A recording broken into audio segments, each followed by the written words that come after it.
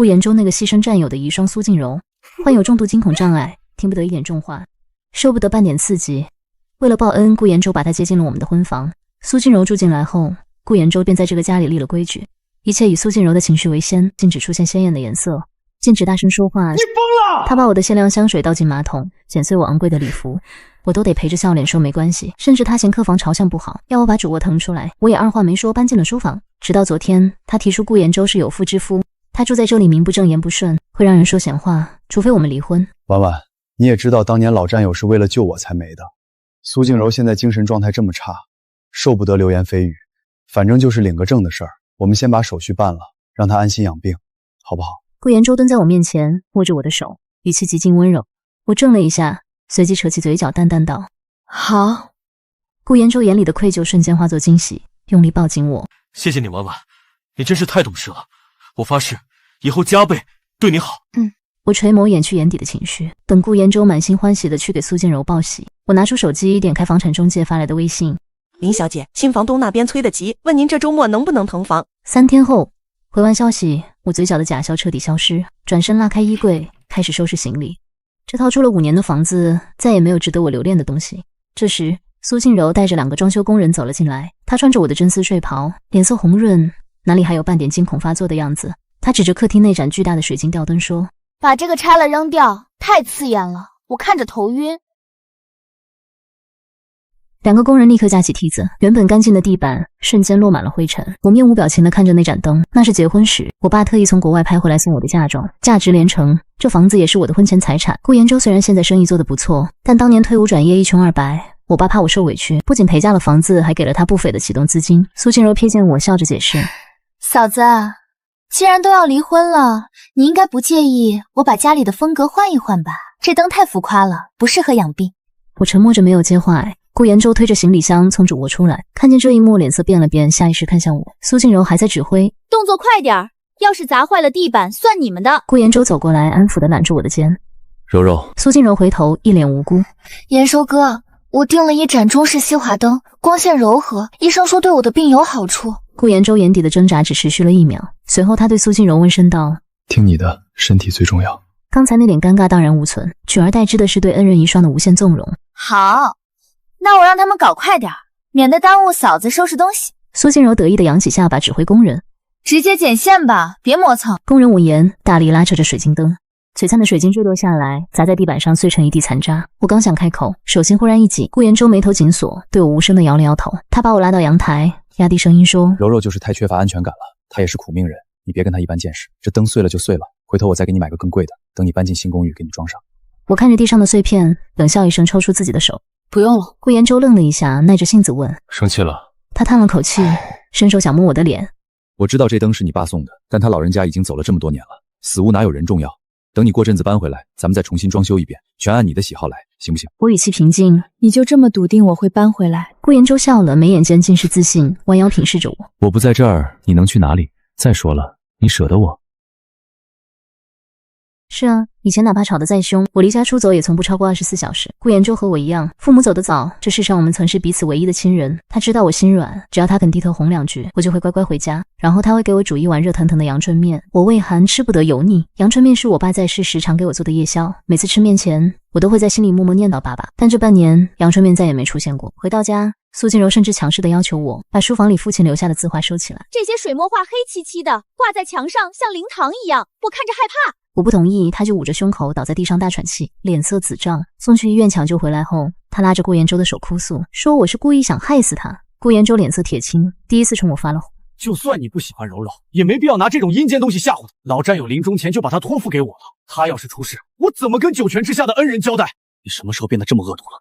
从那以后，父亲的字画从书房搬到了杂物间，再到地下室，直到今天即将跟着我彻底离开。明天一早去闽政大厅办完手续，我帮你搬家。顾延州眼神温柔，替我理了理耳边的碎发。我没说话，只是避开了他的触碰。手机震动，中介再次确认：林小姐，买家那边说了，3天后要是腾不空，定金可就要扣一部分了。放心，准时交房。第2天，我和顾延州顺利领了离婚证。刚出办事大厅，顾延州就把离婚证拍了照发给苏静柔，好让她吃下定心丸。回程的车上，他单手扶着方向盘，另一只手习惯性的想来牵我，却被我躲开。他也不恼对着我眨眼：待会儿回去我帮你打包。过2、3个月，等柔柔情绪稳定了，咱们就悄悄复婚。还有，到时候我们另外买套别墅，把她安置在那边，你也搬回来。等你这次搬出去，正好这几天我去出差，你在外面散散心。等回来的时候带点她喜欢的补品，她心软，肯定会重新接纳你。毕竟我也算是看着她长大的，了解她的脾气。我侧头看他，我为什么要让他接纳？顾延州眉头皱起，温润的脸上浮现出一丝不悦。你怎么还没消气？我转过头看向窗外飞逝的街景，一脸漠然。顾延州耐着性子继续劝导。她是救命恩人的遗孀，身体有病，你作为嫂子大度一点怎么了？她现在离不开人照顾，又在这个家住惯了。等我们复婚，这房子要是你实在不想住，我们就卖了，换个大的，主卧还是你的，行不行？我看向他，眼神冰冷。我的房子凭什么要因为他卖掉？换个大的，也是为了方便你们住吗？他脸色瞬间沉了下来，眼底闪过一丝寒意。他猛地一脚刹车，将车停在路边，扯松领带，用力捏住我的手腕。我知道你在介意之前让你睡书房的事，我不也陪着你睡沙发了吗？柔柔那是病，受不得刺激。明晚你非要这么斤斤计较，非要把他逼死，让我背上一辈子的骂名，你才甘心。我以前怎么没发现你这么自私？顾延州厉声吼完，直接摔门下车，把我一个人丢在车流不息的高架桥顶墙上。我没有驾照，自从那次车祸有了心理阴影后，我就再也没摸过方向盘。这辆车是我买的，但一直都是顾延州在开。顾延州就这么不管不顾的走了。为了给那个女人表决心，或者纯粹是为了惩罚我的不懂事，他根本不在乎这里能不能停车，也不在乎我怎么回去。罢了，反正都要走了，随他去吧。我打了叫车电话，费了好大劲才让司机找到位置接我回去。到家已经是晚上8点，顾延州还没回来。苏静柔正穿着真丝睡衣，盘腿坐在沙发上，吃着进口车厘子，看着搞笑综艺，笑得前仰后合。见我进门，他眼中闪过一丝惊讶，随即又恢复了那副懒洋洋的神态，语气平淡。延州哥说你会回来收拾东西，没想到这么晚。锅里有煮好的粥，你自己盛。不用了。以前只要我回来晚了，顾延州一定会留灯等我。如今这所谓的粥，不过是苏静柔随口的敷衍。顾延州大概以为只要稍微冷落我一下，我就会像以前一样哭着认错，但他不知道这次我是真的要走了。我不愿多看他一眼，径直走向卧室。推开门，我愣住了。原本整洁的房间此刻一片狼藉，我打包好放在床边的2个行李箱不知去向，地上全是泥脚印，原本铺着的洋人地毯被卷成一团扔在角落，上面还泼了大片的咖啡渍。一回头，苏静柔不知道什么时候站在了我身后，她双臂环胸，漫不经心地说：你的那些箱子太碍事，我让钟点工搬到露台去了。延州哥说这间房采光最好，要给我改成画室，修身养性。一股寒意从脚底直窜天灵盖，我明明还没搬走，他就已经迫不及待地开始清理我的痕迹。他们似乎都忘了房产证上写的是我的名字。算了，懒得跟将死之人计较。我转身走向露台，打算拿了行李立马走人。然而当我推开露台的玻璃门，只看到角落里孤零零地立着一个20寸的小登机箱。我脸色瞬间惨白，手指止不住的颤抖。我原本整理好的4个大箱子，里面装着我所有的换季衣物、重要证件，还有父亲留下的绝版黑胶唱片和那几幅视若珍宝的字画。我疯了一样冲过去打开那个小箱子，里面只有几件洗得发白的旧 T 恤，还有一堆废报纸，塞得满满当当，像是在嘲笑我的狼狈。父亲的字画唱片，还有我那些价值不菲的首饰包包，全都不翼而飞。我爸的话呢？我猛回头，死死盯着苏静柔，声音因为极度的愤怒而嘶哑。苏静柔挑衅地勾了勾嘴角，慵懒地靠在门框上。哦，那些破烂啊，我看都发霉了，还有股怪味，就让人拿去扔了。这房子本来就不大，哪能堆那么多垃圾？不过我还是给你留了几件能穿的，够你这2天换洗了。苏静柔语气轻松，仿佛扔掉别人的传家宝只是扔了一袋厨余垃圾。我深吸一口气，指甲深深掐进肉里，厉声吼道：那是我的东西，你凭什么扔？这大概是我第一次在家里发这么大火。苏静柔显然被吓了一跳，她站直身子，眉头皱起，瞬间换上一副委屈的神色。我没空理她，直接冲回主卧。她跟在我身后，语气尖锐：这是我的画室，你还要赖在这里干什么？我充耳不闻，冲进去翻箱倒柜，衣柜、床底、储物间每一个角落我都找遍了，空空如也。我放在保险柜里的那些珠宝首饰，此刻正大喇喇地摆在苏静柔的梳妆台上。积攒了许久的怒火终于爆发，我一把抓起桌上的那些首饰。延州哥说了，这家里的一切我想用就用，那是我的。见我真的动了怒，苏静柔原本的嚣张气焰收敛了一些，她突然捂着胸口大口喘气，嘲讽道：你要是现在去楼下的大拉桶翻翻，说不定还能把那破纸找回来。你故意的！我一把揪住苏静柔的衣领，将她抵在墙上。是啊，我就是故意的。你整天守着那堆死人的东西，把家里弄得阴气沉沉，我看着就恶心。苏静柔虽然被我揪着，眼神却依然轻蔑，带着胜利者的姿态俯视我。我咬紧牙关，浑身发抖。就在我举起手想给她一巴掌的时候，大门的指纹锁响了。顾延州回来了。苏静柔听到动静，原本凶狠的表情瞬间消失。她用尽全力推开我，然后踉踉跄跄地跑向客厅，会语泪先流，直接扑进了刚进门的顾延州怀里。延州哥，救命！他脸色惨白，呼吸急促，像是一条濒死的鱼。顾延州脸色骤变，一把搂住怀里摇摇欲坠的女人，眉心拧成一个川字。嫂子，我知道你看我不顺眼，明天我就搬走，我不治病了，我也要把主卧还给你，求求你别打我了。苏静柔浑身都在发抖，眼泪大颗大颗的往下掉。我不想解释，也不想看这出苦肉计，直接走上前。我的东西在哪？顾言舟二话不说，抬手狠狠打了我一巴掌，力道之大，让我脚下一个踉跄，后腰重重撞在玄关的鞋柜棱角上。林婉，你疯够了没有？就算你心里有怨气，也不能对个病人动手。你的心肠什么时候变得这么歹毒了？后腰传来钻心的剧痛，冷汗瞬间冒了出来，痛得我几乎无法呼吸。顾言舟一脸失望地看着我，你真是太让我寒心了。我以为离婚能让你冷静一下，没想到你变本加厉，趁我不在家故意刺激他。你是想逼死他是吗？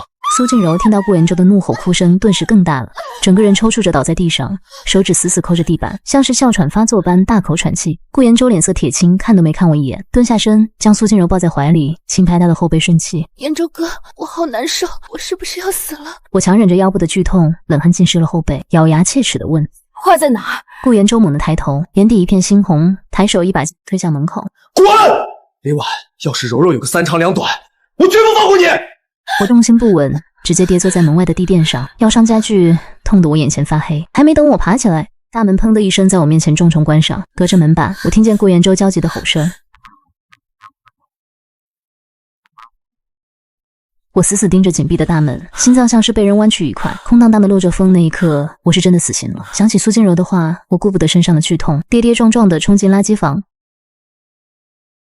垃圾房里恶臭熏天，我不顾路人诧异嫌弃的目光，发了疯似的在一个个巨大的绿色垃圾桶里翻找，指甲断了，手背被划破，我也毫无知觉。终于在这一堆误会中，我看到了父亲那幅最珍爱的寒梅图，它被揉成一团，上面沾满了剩菜汤汁和不知名的粘液，早已看不出原本的风骨。我颤抖着手把它抱在怀里，想抱着父亲渐渐冰冷的尸体，终于忍不住坐在脏乱的地上嚎啕大哭，哭到最后嗓子哑了，力气也没了，天亮了，这一切荒唐的闹剧也该结束了。此时楼上的顾言舟大概还守着那个宝贝遗孀，睡得正安稳。新房东夫妇准时到了楼下，看见我这副狼狈模样，吓了一跳。林小姐，您这是？没事，找回点丢掉的东西。我抹了一把脸，撑着墙站起来。房子腾空了吗？剩下的东西我不要了，你们看着处理。不过前夫可能还没搬，你们带人上去直接清场就行。我将门禁卡递给他们，男房东心领神会，点点头。放心，我们带了搬家公司的人，还有律师，专治钉子户。他们接过钥匙，意气风发地往电梯走去。我用纸巾小心翼翼地擦去画上的污渍，坐进早已等候的网约车里。车窗升起，隔绝了那个住了5年的小区的喧嚣。我对司机说：“师傅，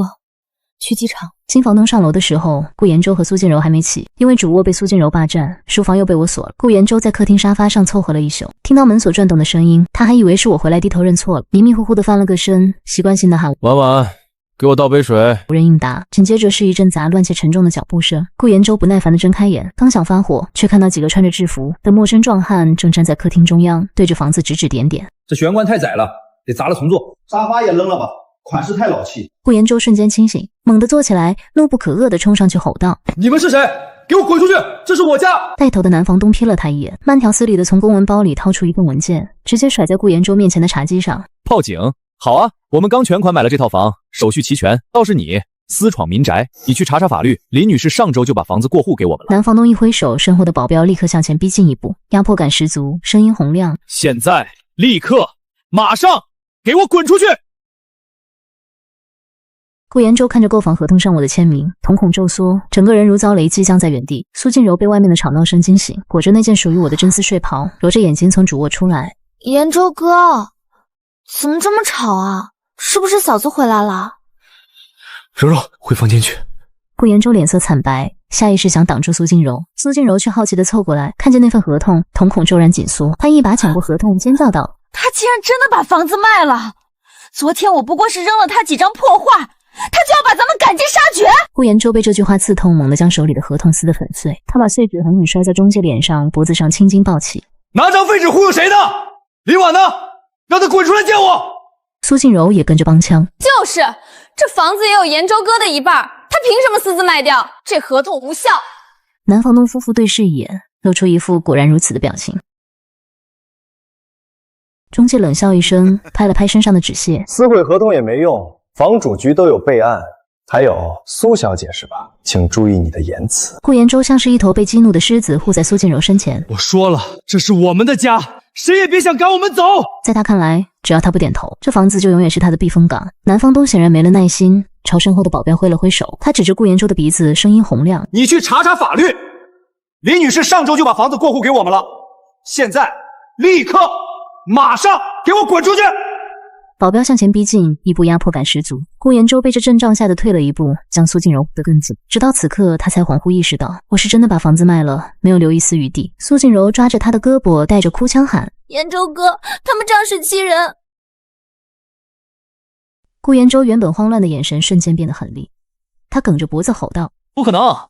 这房子是我们结婚时他爸送的，属于夫妻共同财产，没有我的签字，他卖不了。”是啊，结婚这些年，我对家里从不设防。当初他生意失败，我也从未提过要做财产公证。他习惯了我的付出，习惯了把我的东西当成他的囊中物。我不管你们是被骗了还是怎样，我是他合法丈夫，这房子我有份儿。顾延舟双眼通红，往日的斯文儒雅荡然无存。苏静柔原本的娇弱也装不下去了，躲在顾延舟身后瑟瑟发抖，却还在煽风点火。对，这是我们的婚房，凭什么让我们搬走？中介像看傻子一样看着顾延舟，中介又嗤笑一声：“这位先生，你是不是法盲？这房子是林小姐的婚前全款房。产证上只有他一个人的名字，跟你有1毛钱关系吗？”中介又嗤笑一声：“再不走，就不是赶人这么简单了。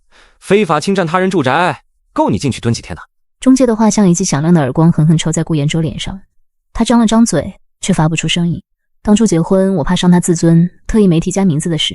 他也曾信誓旦旦地说房子是谁的不重要，重要的是我们要过一辈子。没想到如今，这成了他赖着不走的唯一借口。动手，清查！男房东一声令下，几个保镖不再废话，冲进屋内。苏静柔吓得尖叫连连，呼吸急促，捂着胸口就要往地上倒。顾延舟疯了一样去拦：“你们敢！柔柔有心脏病，出了人命你们赔得起吗？”保镖根本不吃这一套，一把推开他。苏静柔没人扶，重重摔在地上，这次是真的吓坏了，脸色发青，嘴唇哆嗦着：“延舟哥，救我！”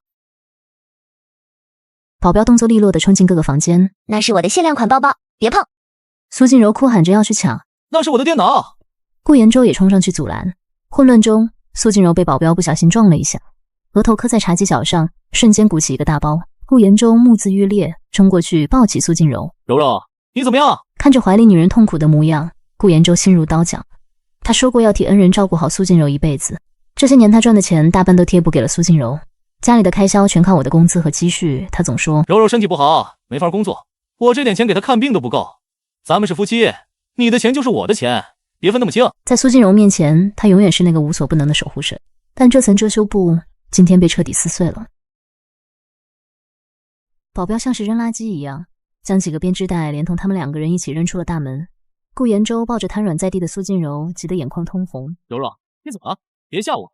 苏静柔情况很不好，大概是受了惊吓又撞了头，她脸色惨白如纸，呼吸急促的像个破风箱，双手死死抓着领口，翻着白眼抽搐。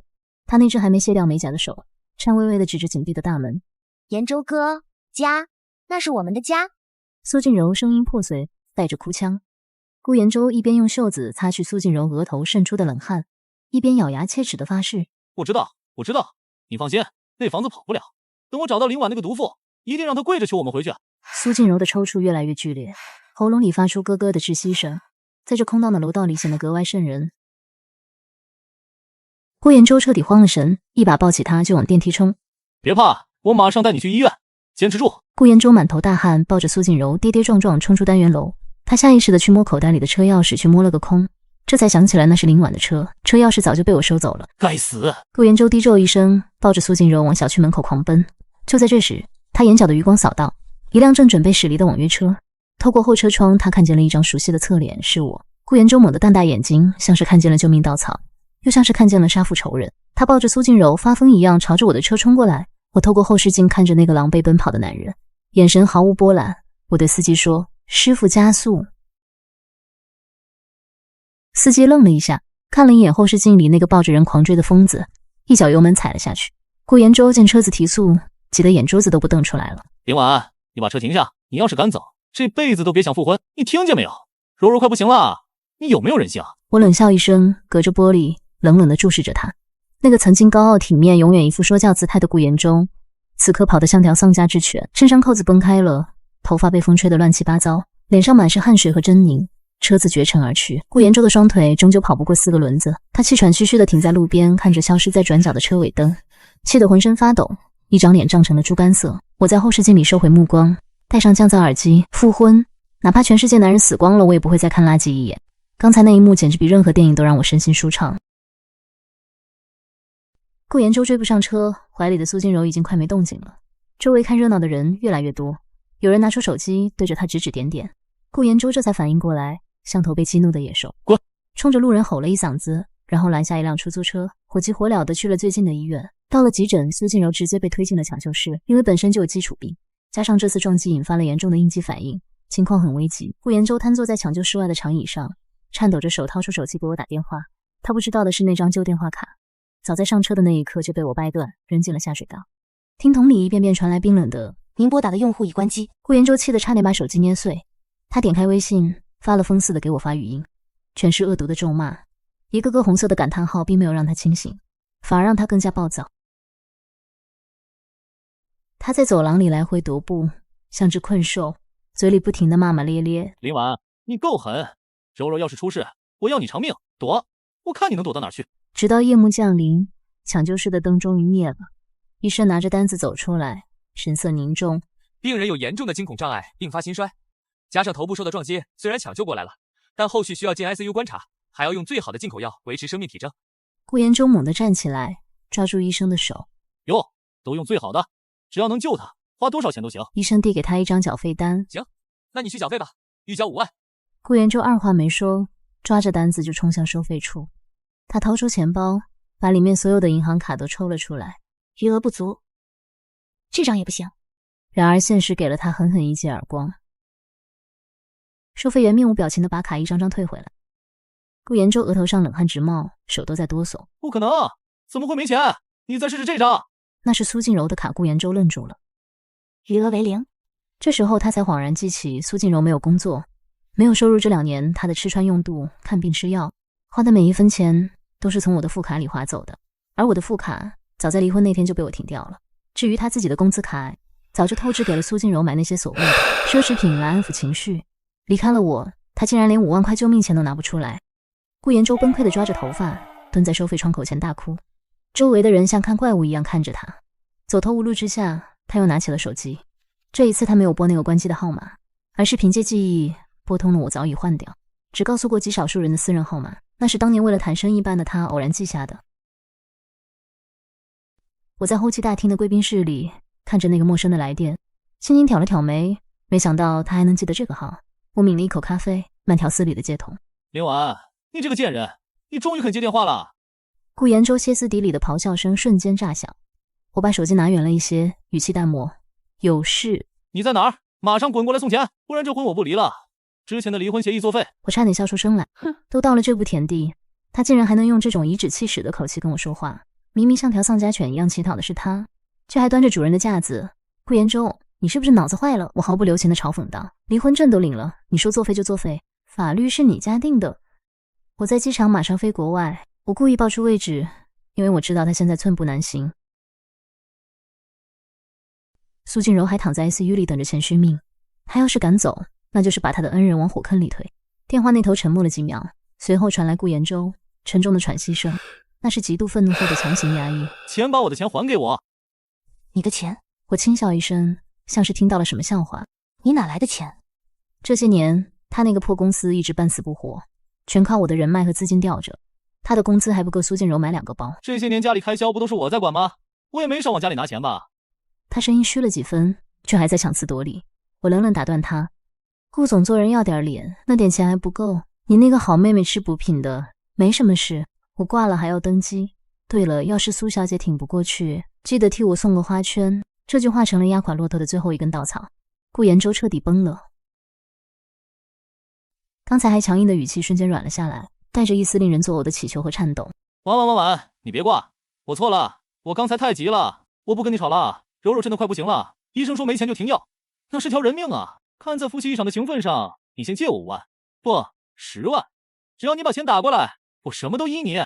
我不跟你争了，以后你想怎么样都行。我们复婚，我把柔柔送走，好不好？我拿着手机听着这番虚伪至极的承诺，胃里一阵翻涌。为了钱，他可以毫无底线的出卖那个被他视若珍宝的恩人遗孀。真的，把他送走？我故作迟疑。真的，我发誓，只要你转账，我马上安排送他回老家，再也不让他出现在你面前。顾延州听出了我语气的松动，急切的保证，声音里透着狂喜。他大概以为我又像以前一样心软了，依然是那个只要他勾勾手指就会回头的蠢女人。行吧。我漫不经心地应了一声。卡号发我。顾延舟激动的声音都在抖。好好好，我马上发给你。婉婉，我就知道你还是爱我的，你舍不得我。挂断电话，我看着刚收到的短信，那是苏静柔的银行卡号。我嘴角勾起一抹冰冷的弧度。哎，你也配？我抽出那张电话卡，2根手指轻轻一折，咔嚓一声，芯片断成2截，顺手扔进了旁边的分类垃圾桶。广播里传来登机的提示音，我拉起行李箱，头也不回地走向安检口。此时的医院里，顾延舟正死死盯着手机屏幕，眼珠子都不敢转一下。1分钟、2分钟、10分钟，没有任何到账提示。他又试着拨打我的电话。您好，您拨叫的用户暂时无法接通。顾延舟愣在那儿，浑身的血液仿佛瞬间凝固。他终于反应过来自己被耍了，极度的愤怒和绝望瞬间冲垮了他的理智。他狠狠将手机摔在地上，屏幕炸裂，碎片飞溅。明晚，我要杀了你！周围的病人和家属吓得纷纷躲避。没有钱，苏静柔的进口药停了，虽然命保住了，但落下了严重的后遗症，时不时就会全身抽搐，智力也退化到了几岁孩子的水平。顾延舟借遍了通讯录里所有能借的人，甚至去借了高利贷，才勉强填上了医院的窟窿。但他失去了工作，失去了房子，背着一身债，还要养一个只会哭闹的傻子。地狱的大门才刚刚向他敞开。催债电话打爆了顾延舟所有能联系到的亲戚朋友，甚至闹到了他前公司。我从共同好友的口中得知，顾延舟为了躲债，带着苏静柔连夜逃出了医院。因为长期拖欠费用，苏静柔的药早就停了。几个月后的一个雨夜，顾延舟推着轮椅上的苏静柔，试图穿过一条脏乱的小巷去坐黑车，彻底离开这座城市。此时的他穿着从垃圾桶捡来的不合身的大衣，胡子拉碴，满身馊味，哪里还有半点曾经那个商业精英的影子。眼看就要走出巷口，几套手电筒的强光猛地照在他们脸上，一群穿着黑色雨衣的彪形大汉堵住了去路。顾延舟下意识地用身体挡住轮椅，声音颤抖，却还要强装镇定。让开，我有钱，等我安顿好了一定还。还？拿什么还？拿你的命吗？领头的男人一脚踹在他肚子上，顾延舟像只死虾米一样蜷缩在地，干呕不止。延舟哥，我怕。苏静柔智力退化，看到这凶神恶煞的场面，吓得哇哇大哭，双手抱着头，浑身剧烈颤抖。别碰他，有什么冲我来。顾延舟挣扎着想要爬起来护住苏静柔。行啊，那就先卸条胳膊当利息。只听咔嚓一声脆响，顾延舟的右臂被硬生生踩断，凄厉的惨叫声混着雷声响彻了整条小巷。苏静柔亲眼目睹了这一幕，本就脆弱的心脏瞬间超负荷。她瞪大了眼睛，张大嘴巴拼命呼吸，却吸不进一口气，脸色迅速从惨白涨成紫红，喉咙里发出拉风箱一样的怪声，随后一口气没上来，身子一挺，从轮椅上栽倒在泥水里。柔柔，要！顾延舟顾不上断臂的剧痛，发疯一样在泥地里爬行，用仅剩的左手去翻口袋，可惜口袋空空如也。那瓶救命的进口药因为没钱买，早就断供了。债主们见出了人命，骂了几句晦气，纷纷作鸟兽散。冰冷的雨水冲刷着地面，顾延舟抱着身体逐渐僵硬的苏静柔，哭得撕心裂肺。他那个哪怕牺牲自己也要守护的恩人遗托，最终因为他的无能，在这个肮脏的雨夜，像条流浪狗一样死在了泥泞里。苏静柔死后，顾延舟连买骨灰盒的钱都没有，只能草草处理了后事。那之后他彻底疯了，他拖着那条残废的胳膊，在这个城市流浪，饿了就跟野狗抢食，困了就睡桥洞。每当看到穿着得体的长发女人，他都会发了疯一样冲上去喊我的名字，然后被路人当成疯子一顿暴打。他成了这座城市的笑话，直到深冬的一个清晨，他又一次被讨债的人发现了踪迹。顾延舟嘴里叼着半个发霉的馒头，慌不择路地逃跑。在翻越一道废弃工地的围墙时，因为断臂使不上力，脚下一滑，整个人摔进了下方敞口的下水道深井里。没有人知道他在那黑暗恶臭的井底挣扎了多久，等被人发现时，尸体都已经泡得浮肿了。消息传到国外时，我正坐在洒满阳光的庭院里喝下午茶，朋友发来那条社会新闻的链接，问我什么感觉。我淡淡的扫了一眼标题，然后关掉手机，享受着微风拂面的惬意。没有什么大仇得报的快感，只有一种如释重负的平静。那段荒唐的岁月，那个可笑的男人，终于彻底从我的生命里消失了。又是一年春，阳光依旧明媚。放下手机的那一刻，远在异国的春风恰好吹落了一片樱花，掉进我面前的红茶杯里。好友沈瑶坐在我对面，看着我毫无波澜的脸，忍不住啧舌：“你这就没反应了？当初那对狗男女把你逼成那样，现在落得这个下场，你不开瓶香槟庆祝一下？”我端起茶杯，轻轻拨开那片花瓣。恶人自有天收，我为他们开香槟，嫌浪费酒。沈瑶笑着摇摇头，从爱马仕包里掏出一份厚厚的文件推到我面前。行吧，知道你现在心如止水，不过这份文件你肯定感兴趣。我垂眸扫了一眼封面，致远科技收购意向书。致远科技就是顾延洲当年那个半死不活，靠我爸的启动资金和我四处拉人脉才勉强撑起来的破公司。顾延洲死了以后，他公司那些见风使舵的合伙人卷了账上的残款跑路了，公司彻底被拖垮，现在正准备破产清算。沈瑶端起咖啡抿了一口，眼里闪过一丝精明。我找人核算过了，抛开那些烂账，他们手里那2个核心专利还是有点价值的，现在入场白菜价就能拿下。我翻开文件，看着上面那一串串熟悉的业务架构，想起来曾经的日子，我的眼角微微有些湿润。当年为了帮顾延洲拿下第一笔订单，我曾在酒桌上喝到胃出血。为了帮他稳住资金链，我抵押过自己的私产。他以为那些人脉和资源是冲着他顾总的面子，却不知道离了我临晚，他在商场上什么都不是。收购吧。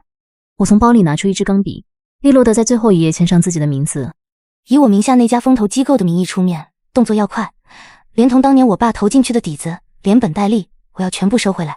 沈瑶接过文件，笑得有些嚣张。明白，林总，这叫把垃圾回收再利用。签完字，我起身走到庭院的落地窗前。顾延洲，你引以为傲的一切，你为了那个女人不惜舍弃的一切，最终还是回到了我的手里。这世上从来没有什么理所当然的付出，你不配拥有，我自然要悉数收回。在巴黎定居的第2年，我筹办了一场小型的私人艺术展，展出的都是我这2年投资和收藏的艺术品。当晚展厅最核心的位置，挂着一幅刚刚修复完成的水墨画《汉梅图》，这是我当年在地下室垃圾桶里像疯子一样翻找出来的我父亲最珍爱的遗物。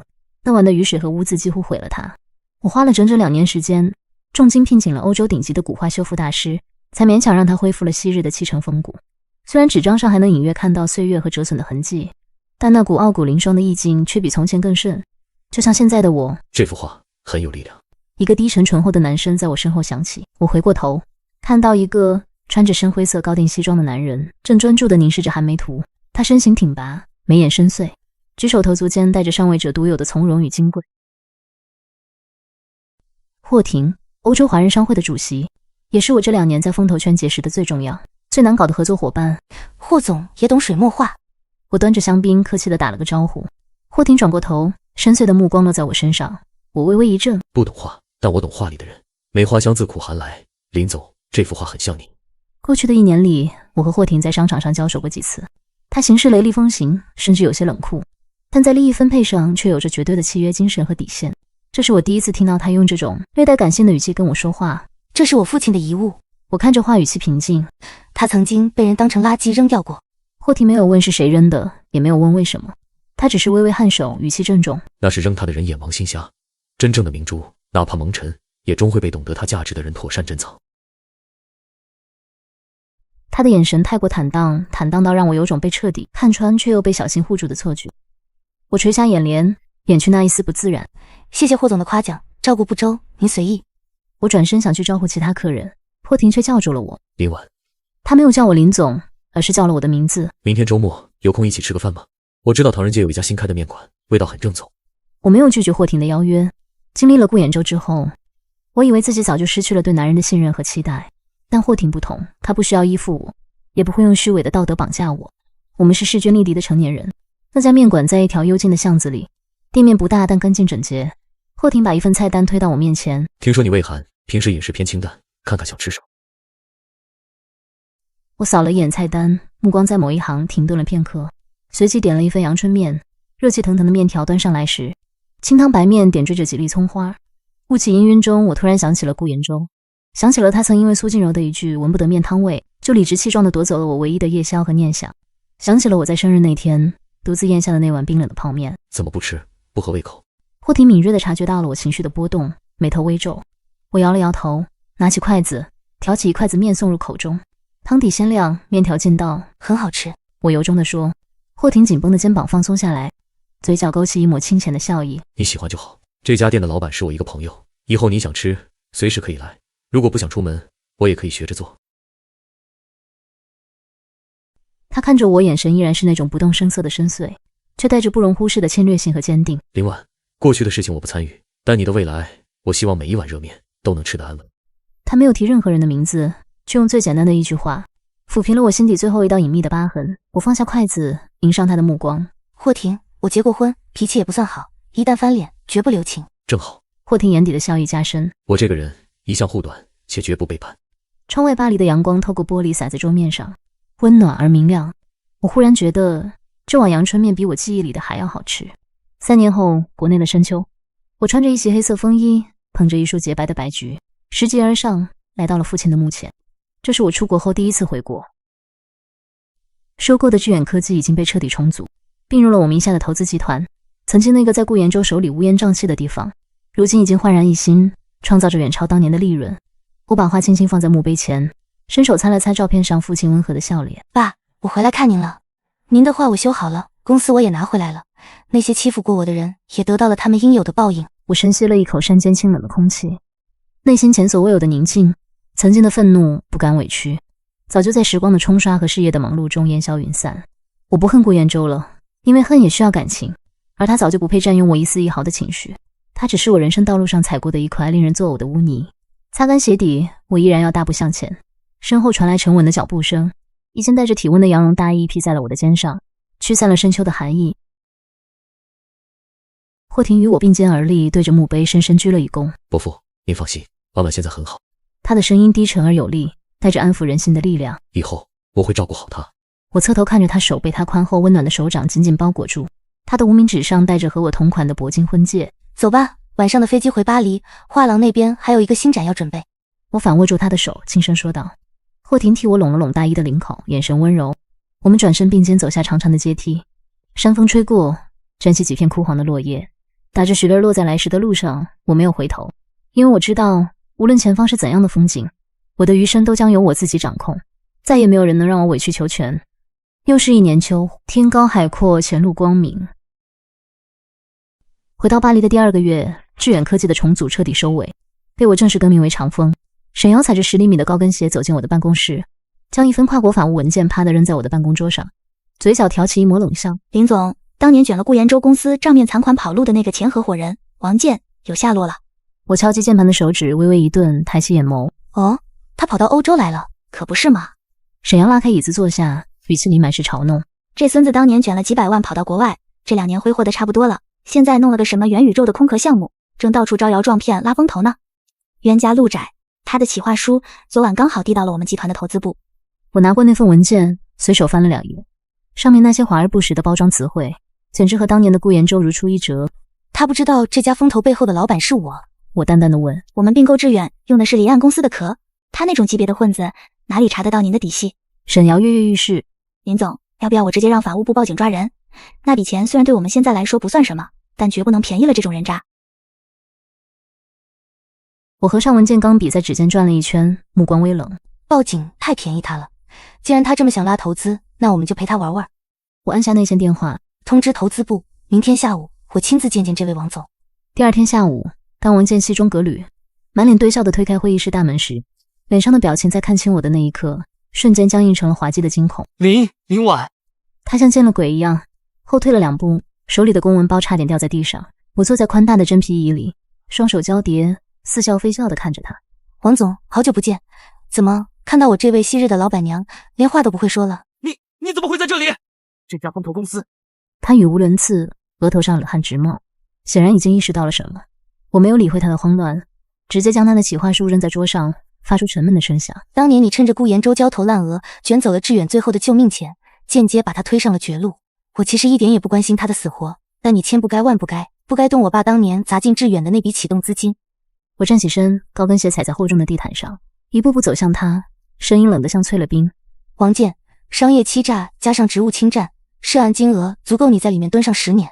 我已经通知了国际刑警和国内的经侦，你的护照在半小时前已经被冻结了。王健双腿一软，直接跌坐在地上，他满脸灰败，突然像抓住了救命稻草一样爬向我。林婉，不，林总，我错了，当初是顾延州先对不起你的，我是看他没救了才拿钱走的。你看在当年也共事过的份上，放我一马吧。共事？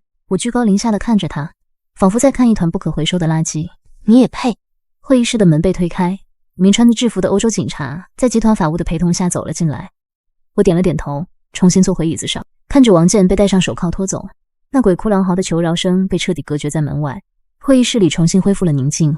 这世上的烂账终于一笔一笔全都算清了。傍晚，霍廷的车准时停在集团楼下，我拉开车门坐进副驾驶，他自然地亲过身，替我系好安全带，随后递给我一个精致的保温盒。尝尝，今天特意让香熟的主厨炖的桂圆红枣汤，暖胃的。他深邃的眼底倒映着巴黎街头的霓虹，声音低沉温润。我接过保温盒，暖意顺着指尖传导至全身。今天怎么这么闲？霍大主席亲自来接我下班。听说我的霍太太今天在公司大发神威，亲手把当年的仇人送进了监狱。这么痛快的日子，当然要亲自来接驾。霍廷发动车子，修长的手指骨节分明，握着方向盘的姿势透着绝对的掌控力。我轻笑出声，打开保温盒，喝了一口甜而不腻。其实已经谈不上什么仇人了，只是一场迟来的清算而已。清理掉过去的垃圾，才能腾出地方放更有价值的东西。霍廷转头看了我一眼，唇角微微上扬。比如，我打算以我父亲的名字成立一个青年艺术家扶持基金。我转头看向窗外，塞纳河畔的灯火辉煌灿烂。那些有才华却被生活搓磨的人，不该像那幅寒梅图一样被埋没在阴暗的角落里。很好的想法。霍廷空出一只手，牢牢握住我的手。放手去做，资金不够，算我的追加投资。霍总，这算不算假公济私？我挑眉。不，这叫肥水不流外人田。他笑得坦荡而从容，车厢里流淌着舒缓的大提琴曲。